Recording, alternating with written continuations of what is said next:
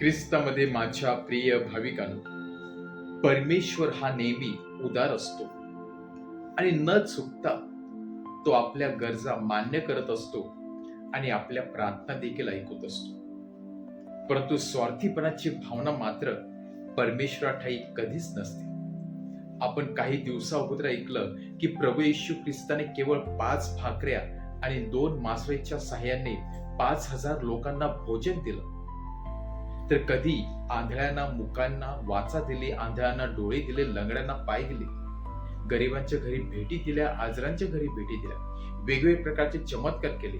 या गोष्टीद्वारे आपल्याला प्रभू येशू ख्रिस्त परमेश्वर किती उदार आहे, तो किती दयाळू आहे हे आपल्याला दिसून येत आहे. बायबलचं प्रत्येक पान आपल्याला प्रभू येशूच्या त्या उदारपणाविषयी सांगत आहे. परंतु जेव्हा मनुष्याकडे येतो तेव्हा आपण समजते की मनुष्य हा नेहमी स्वार्थी बनत असतो. केवळ स्वतःची गरज भागवण्यासाठी तो अतोनात प्रयत्न करत असतो आणि एकदा गरज भागली की तो परमेश्वराला विसरून जात असतो. याची परमेश्वराला जाण होती की मनुष्य हा जन्मतः स्वार्थी आहे, केवळ स्वतःसाठीच तो कार्य करत असतो. परंतु जेव्हा परमेश्वर कार्य करतो तेव्हा तो स्वतःचे विचार न करता इतरांचा देखील विचार करत आहे. आणि म्हणून त्याने 5,000 लोकांचा विचार केला, म्हणून त्याने आजारी लोकांचा विचार केला, म्हणून त्याने गरीब लोकांचा विचार केला. परंतु मनुष्य मात्र स्वार्थी बनून स्वतःचाच विचार करत असतो.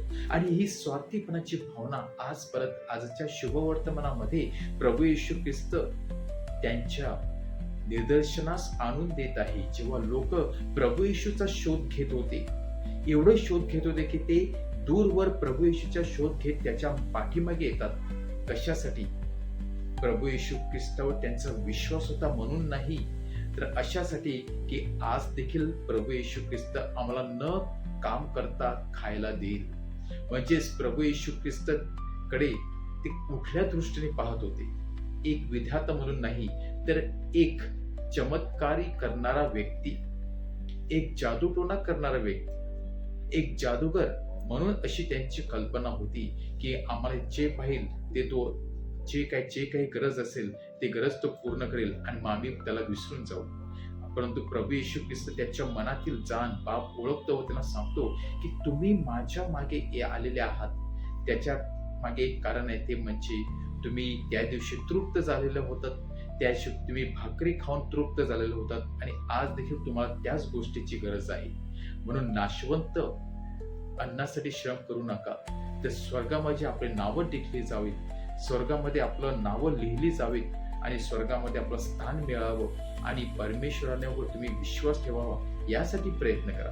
आणि परमेश्वर प्रभू येशू ख्रिस्त आज त्यांची कान उघडी करत आहे व त्यांना सांगत आहे की उदार मनाचे आहात. केवळ आणि केवळ आपली शारीरिक गरज भागवण्यासाठी परमेश्वराच्या मागे येऊ नका, तर परमेश्वरावरती पूर्ण विश्वास ठेवावा.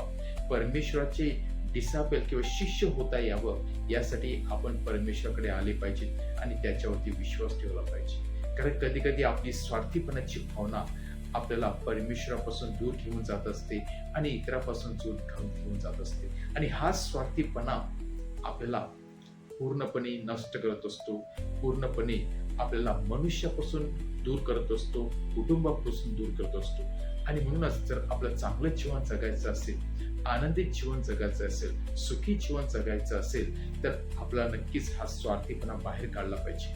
आपलाच विचार न करता आपल्या कुटुंबातील लोकांचा देखील आपण विचार केला पाहिजे आणि कधी कधी परमेश्वराचा देखील विचार केला पाहिजे, जो नेहमी न चुकता आपला विचार करून आपल्याला सुंदर अशा दिवसाची देणगी देत असतो, आपल्याला चांगले आरोग्य देत असतो.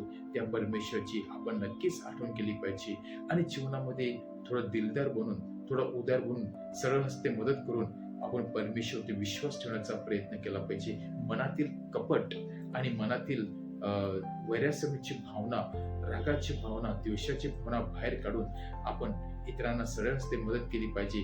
आणि नक्कीच परमेश्वर ज्याप्रमाणे उदार आहे तोच उदारपणा परमेश्वर आपला देणार आहे आणि आपल्या जीवनामध्ये जो आनंद आहे तो आनंद परमेश्वर नेहमी तेवत ठेवणार आहे, नेहमी तसाच शेवटपर्यंत जिवंत ठेवणार आहे.